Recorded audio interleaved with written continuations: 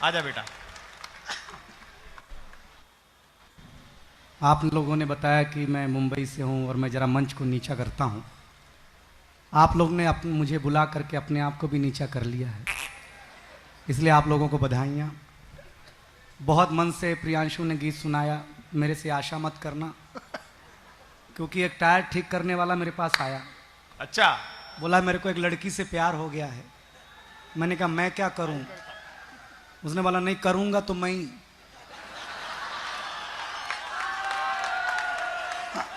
मैंने कहा भाई मेरा रोल बता इस प्यार में। बोला देखो गुरु तुम वो लाफ्टर में आए हो, ऐसा डॉक्टर साहब बताते हैं, हरिओम पवार जी जैसे बड़ा कद्दावर आदमी जिनके चरणों में हम बैठते हैं वो कहते तुम ठीक ठाक काम करते हो, इसलिए मैं अपने प्यार के इजहार में तुम कुछ लिख दो, क्योंकि प्यार वार हो गया है। तो मैंने कहा देख प्यार तुझको हुआ है, पहले तू भुगत, उसके बाद उसमें कुछ गलती रह जाएगी तो मैं ठीक कर दूंगा। अब वो पंचर ठीक करने वाले ने प्यार लिखा कि मैं जिस पर मरता हूं वो तेरा ही रूप है, मैं तेरा टायर हूं तू मेरी ट्यूब है। अब मैंने जो जवाब दिया दोस्तों, उसको नीचा कर रहा हूं जरा सा। करो। मैंने जवाब दिया कि दोस्त अगर तू इस तरीके से प्यार का इजहार करेगा तो तेरे ट्यूब में कोई तीसरा ही हवा भरेगा।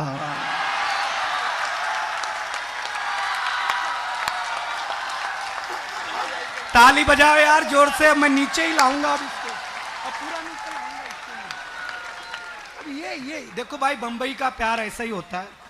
मैंने तो डॉक्टर साहब से पूछा आप इतनी अच्छे अच्छे कोट पहनते हो, मैं ऐसी कौन सी कोट पहनूं कि अच्छा दिखूं, सबका ध्यान मेरे तरफ ही हो। तीनों ने बोला पेटी कोट पहनो। लो नीचे लाओ बेटा, लाओ नीचे लाओ। ले आया और ला। भाई नीचे करते करते पेटीकोट तक तो ले आया तू। लेकिन मैं जानता हूं कि मेरी औकात क्या है। 6 लाइनें, क्योंकि ये लोग मुझे देखो साहब, डॉक्टर कुमार विश्वास का मैं बॉस हूं। ध्यान से मेरा चेहरा देखो, अरविंद केजरीवाल से मिलता जुलता है। सही बता रहा हूं भाई साहब। वो मेरा बॉस नहीं है, देखा गलत बात। लेकिन ये कह रहे हैं जुबान लंबी मत करा वरना कटवा देंगे। लेकिन मेरे और अरविंद भैया में एक अंतर है, वो घर के बाहर झाड़ू लगाते हैं,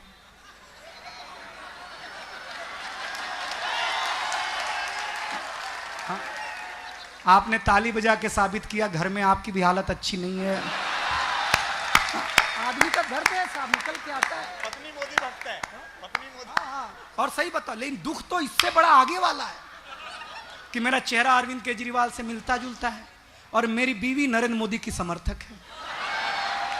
तो मैं तो दिल्ली होके रह गया हूं भाई साहब। जब भी उनका पुतला जलाना होता है तो मुझे लेके जाते हैं, मेरी बीवी शोक समाचार में आ जाती, लेकिन ये तो बकवास थी। दूध को दूध, पानी को पानी कह दूं, मेघ की गर्जना दरिया की रवानी कह दूं, जरा सा हिम्मत देना, मैं अपनी नीचाई से ऊंचाई को प्राप्त होना चाहता हूं। वाह। दूध को दूध, पानी को पानी कह दूं, मेघ की गर्जना दरिया की रवानी कह दूं, कैश ने लैला को जो भेजी थी निशानी कह दूं, सूर के पद मीरा की बानी कह दूं, अगर यूं ही चुप रहे तो कुछ कह ना पाऊंगा, जरा सा साथ दो तो दुनिया की कहानी कह दो। कविता क्या हम पर बंबई से आया है, बंबई लंदन में थोड़ी ना, बंबई भारत का अंग है भाई साहब। बंबई अच्छी जगह है, आना जाना चाहिए, वहां चरित्रवान लोग रहते हैं। सही बात, जिसको चरित्र ठीक करना हो वो बंबई आ जाए। लोग बोल रहे बंबई से टीवी चल रहा है, ये जब देखो मैं गांव का आदमी हूं, गोरखपुर का। हम 5 साल के थे तो हमारे पिताजी हमें स्कूल में जमा कराने ले गए। जमा करा? हाँ, पहले लोग जमा ही होते थे। अच्छा। ऐसे बगीचे में स्कूल लगा हुआ था, ऐसे मास्टर जी बैठे हुए, ऐसे हम खड़े। मास्टर जी ने पिताजी से पूछा हाँ। किसका लड़का है, तो पिताजी भावुक हो गए, बोले मास्टर साहब आपका ही है।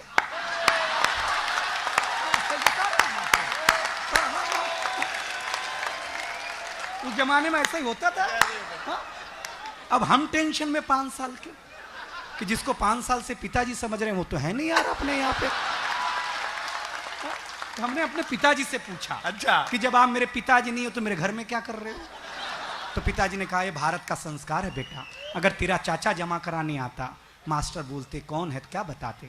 अब मास्टर ने नाम लिखना शुरू किया, मुझसे पूछ लिया ये किसके पिताजी हैं। हमने कहा मास्टर साहब आपके ही हैं। ये बढ़ोत में भी संस्कार होगा। हाँ। लेकिन बहुत अच्छे से आप सुन रहे हैं कविता। कविता कुछ नहीं है साहब, एक मनोरंजन के हिस्से में हम उतरे हैं साहब। माताएं बहनें बैठी हैं, बहुत अच्छी, हरिओम जी बैठे हैं, बहुत असुदीप बोला चिरा, सब लोग अच्छी कविता सुनाएंगे। मैं इनसे अच्छी सुनाने वाला हूं, कोई टेंशन लेना ही नहीं है आप लोग, बहुत मस्त रहना। डॉक्टर कुमार विश्वास के साथ जब ऐसा माझी हो तो हमको बीवी बन करके इनके कंधे पे होना ही है। हाँ सही बात है साहब, ये हमारे सुहाग हैं। कब उजाड़ दे भगवान ही मालिक है भाई साहब, मैं सच बताता हूँ आप लोगों को। लेकिन बहुत मस्त आदमी है। मैं एक देखो कुछ नहीं है, एक अंग्रेज आया बोला क्या तुम्हारा हिंदुस्तान। हाँ। तो हमने कहा मेरा हिंदुस्तान क्या है, जिसका मुकुट हिमधवल हिमालय है, जिसकी ग्रीवा में गंगा जमुना जैसी नदियों की हीराधार है, जिसके कटी प्रदेशों में कृष्णा कावेरी नर्मदा ताप्ती नदियों की मणिमालाएं हैं, जिसके चरणों को हिंद महासागर अपने असीम लहरों के अनगिनत थपेड़ों से न जाने कब से पखार रहा है, वो में जहां आधी दर्जन ऋतुएं बारी बारी से आकर के अपने प्राकृतिक सुषमा को लुटा जाती हैं, वो देश मेरा भारत है। उसको समझ में नहीं आया, जैसे आपको नहीं आया। हाँ, ऐसे उसको भी नहीं आया भाई साहब, मैं सच बताता हूँ। हाँ, तो वो मेरे को बोला किसी अलग तरीके से समझाओ। अच्छा। तो हम उसको तुलसी माता पौधे के पास ले गए। हाँ। हमने कहा ये मेरी माता है तुलसी माता, आंगन में लगाते हैं, अंतिम समय में प्रयोग में लाते हैं। तो अंग्रेज बोला तुम पेड़ पौधों को माता कहते हो। उसने उखाड़ करके पत्ते पत्ते अलग कर दिए, बोले ये तेरी माता। अब मेरे अंदर का उत्तर प्रदेश जगा। हम उसको एक खुजली के पेड़ के पास लेके पहुंचे। हमने कहा पिताजी से मिलो। उसने पिताजी को उखाड़ा भाई साहब। पिताजी ने ऐसा कार्यक्रम दिखाया, ऐसा कार्यक्रम दिखाया, उसके बाद सारे अंग्रेज लाल पैदा होने लग गए, पहले काले पैदा हुआ करते थे। मैं तो बताता हूं आप लोगों को। ये हमारा तेवर है साहब, हमारा हिंदुस्तान, हमारी बात। 4 पंक्तियां अभी तक जो आपने हल्ला हुल्ला मचाया, आशीर्वाद देना कि एक अंग्रेज हमसे टकरा गया। टकरा क्या गया, सभ्यता और संस्कृत को लेकर के विवादों पर आ गया। उसने कहा हमारा वेस्टर्न कल्चर अच्छा है इसलिए आप लोग अपना रहे हैं, पूरी तरह से वेस्टर्नाइज होते जा रहे हैं। हमने कहा ऐसी कोई बात नहीं है, हम अपनी सभ्यता संस्कृत इसलिए खो रहे हैं क्योंकि हम परिश्रम छोड़ सुविधा भोगी हो रहे हैं। बहुत अच्छे दिनेश। हम परिश्रम छोड़ सुविधा भोगी हो रहे हैं। अगली 2 पंक्तियों पर एक एक हाथ खड़े हो जाएंगे। ये दावा है मुंबई महानगर से आए हुए इस लाडले का, हम परिश्रम छोड़ सुविधा भोगी हो रहे हैं। अरे विश्वास नहीं होता तो आ, मैं तेरा टी-शर्ट जींस 2 मिनट में पहन के दिखाता हूं, तू मेरे देश की धोती 2 घंटे में पहन के दिखा।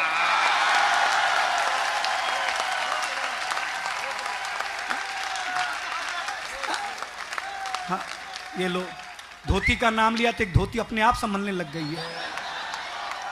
ये है बुजुर्गुयत के, बुजुर्ग हैं तो हमारी धोती है, पहनावा है साहब। अंग्रेज को तकलीफ देनी कुछ मत करो। जान देना भैंस पवास की इनकी,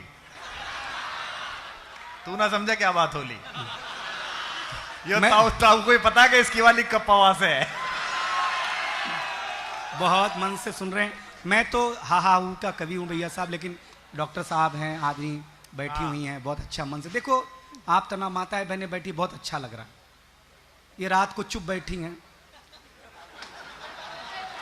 यही हमारे लिए बड़ी बात है। मैं सच बताता हूँ, मुझे तो याद है 2 महिलाएं एक आम के पेड़ के नीचे 1.5 घंटे तक बात की। तो एक आम का फल बिन मौसम के ही गिर गया। तो एक ने पूछा ये आम का फल कैसे गिरा, ये आम का फल कैसे गिरा। तो आम ने खुद ही कहा मैं पक गया था। इनका चरित्र बहुत अच्छा है। हाँ हाँ लगा दो। बहुत डॉक्टर साहब मुझे इशारा कर रहे हैं, इनका इशारा मानना पड़ता है। हाँ सही बताता हूँ कि आप एक कविता सुना दो, मैं सुना दूंगा, आपको आनंद आएगा, ये इसका दावा है साहब। देखिए मैं मुंबई से भी निकल करके अपना संस्कार बचाने में हूँ, क्योंकि मेरे कविता का घराना, मेरे कविता का रंग कबीर के घर से अगर उठता है तो रसखान के घर में पहुंचता है। ये कविता का रंग हरिवंश राय बच्चन की कलम में जब स्याही की जगह रंग उतरा तो उन्होंने लिखा रंग बरसे भीगे चुनर वाली।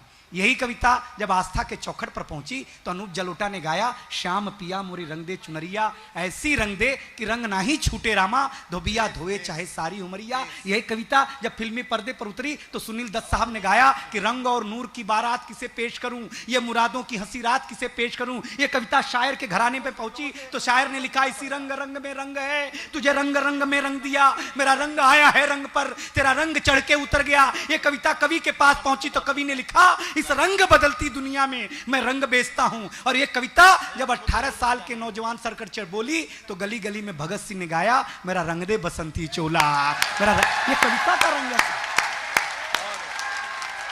ये कविता का रंग आपको सुनना पड़ेगा। लेकिन हमारे बड़ौत में, हमारे उत्तर प्रदेश में, हमारे दिल्ली में, हरियाणा में बच्चा जब पुराने जमाने में जन्म लेता था, हवेलियों में किलकारी फूटती थी तो नानी, ताऊ, चाची, चाचा इकट्ठे होते थे, पूछते थे बच्चे की आंख कैसी है। जवाब आता था, बुआ जैसी है। बुआ अपने सोने का कड़ा निकाल करके नेक के रूप में देती थी। साहब, ये संस्कार बड़ौत आज भी जीता होगा। जब कहीं न कहीं ललाट पूछा जाता था तो पता चलता था ताऊ जैसा है, ताऊ मोतियों की माला तोड़ दिया करता था। समझा भैया, ये संस्कार हमारे बड़ौत, हमारे उत्तर प्रदेश गांव में आज भी हैं। फिर उसके बाद एक प्रक्रिया चलती थी, गांव में बच्चा निकलता था तो फलनवा का घर का है क्या।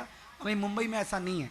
मुंबई में एक माँ ने बच्चे को जन्म दिया, आंटी अंकल पहुंचे, पूछा बच्चे की आंख कैसी है, बोले एकदम ऐश्वर्या राय जैसी है। बच्चे का गाल कैसा है, बोले एकदम गोविंदा जैसा है। तो मैंने उस मम्मी से पूछा, मम्मी जी एक बात बताओ, इसमें तुम्हारा भी कुछ है कि नहीं। सारा फिल्म इंडस्ट्री से डाल रखा है आपने। क्या संस्कार आ गए साहब। आप व्यापारी मंडली यहां पर बैठी हुई है, आज भी व्यापारी हमारा, चाहे वो जैन हो, गाय हो, बौद्ध हो, कोई भी हो, अपने घर में एक लैपटॉप लाता है तो सबसे पहले उस पर एक स्वस्तिक का चिन्ह बनाता है, अक्षत छोड़ता है, फूल की आरती करता है, उसके बाद इंटर की बटन दबाता है। साहब, विज्ञान कितनी भी तरक्की कर ले, लेकिन अगर उसे भारत में आना है तो सबसे पहले आस्था की मुहर लगवानी है। इसलिए हमारा हिंदुस्तान जिंदा है, आपकी तालियों के बीच में जिंदा है। तब एक कविता बो देता हूं आपके बीच में कि एक आधुनिक महिला ने एक बच्चे को जन्म दिया। मैं मुंबई से आया हूं, लेकिन आपका पड़ोस कहीं खराब ना हो जाए उसके लिए कविता है। एक आधुनिक महिला ने एक बच्चे को जन्म दिया, बच्चा जन्म लेते ही सर पर हिलाने लगा, टन टन टन टन टन टारा चलती है क्या 9 से 12 गाने गाने लगा। मां परेशान, नर्स हैरान, बड़े से बड़े डॉक्टर आए, लेकिन बच्चे का गाना गाने का कारण नहीं ढूंढ पाए। बच्चे का दूध मांगने का तरीका तो दिल दहला दे। बड़ौत वालों, बच्चे का दूध मांगने का तरीका तो दिल दहला दे। बच्चा गाकर कहता कि मुझको भी तो लिफ्ट करा दे, वो मेरी मम्मी दूध पिला दे, मुझको भी तो लिफ्ट करा दे, वो मेरी मम्मी दूध पिला दे। इन सभी बातों के चलते उस बच्चे को मना लिया गया। उसके अंदर यह गुण कहां से आया, यह जानने का प्रयास किया गया। तो बच्ची ने कहा, यह सब कुछ वातावरण की देन है। मेरा मन टूटेगा अगर अगली पंक्ति आपको कलेजे को छुए तो उसका आभास यहां कराना।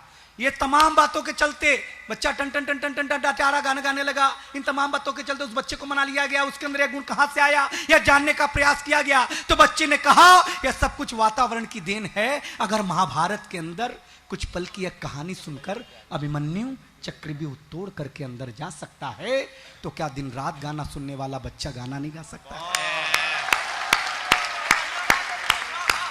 क्या दिन रात गाना सुनने वाला बच्चा गाना नहीं गा सकता है? अरे मेरी माँ ने कभी प्रहलाद की भक्ति कथा सुनी होती, कभी रामायण की चौपाइयां धुनी होती, कभी ओम जय जगदीश हरे गाया होता, कभी श्रीमद् भगवत गीता को हाथ लगाया होता, तब तो मैं राम और कृष्ण के संस्कार को लेकर के, जैन मुनियों के संस्कार को लेकर के आपके घर में आया होता। मेरी माँ ने तो 24 घंटे इंग्लिश चैनल का स्वाद लिया है, इसलिए मेरी माँ ने बेटे को नहीं MTV को जन्म दिया है।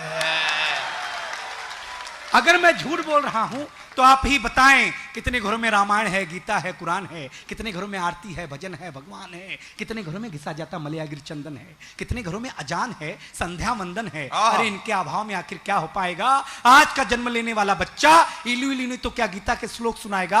आज भी भारत राम राज्य की कल्पना कर रहा है, लेकिन अपने घर में तो गोविंदा, ऋतिक रोशन, सुनील शेट्टी पल रहा है। इसलिए अनुरोध करना चाहता हूं आज की माताओं से, बहनों से, दादियों से, दादाओं से कि अपने अंदर पलने वाली पाश्चात्य संस्कृति को मार दें, अपने घर में रामायण गीता रखें, अपने बेटे को राम और कृष्ण का संस्कार दें। अंतिम 2 पंक्तियां मुझे विदाई की अच्छी मिलनी चाहिए। अपने बच्चे को राम और कृष्ण का संस्कार दें, वरना जब आप मरेंगी आपका बेटा आपको अंतिम संस्कार के लिए लेके जाएगा तो राम नाम सत्य कहने की जगह कवि फिल्मी गाना गाएगा। बहुत बहुत धन्यवाद। बहुत बहुत वाह वाह वाह वाह वाह।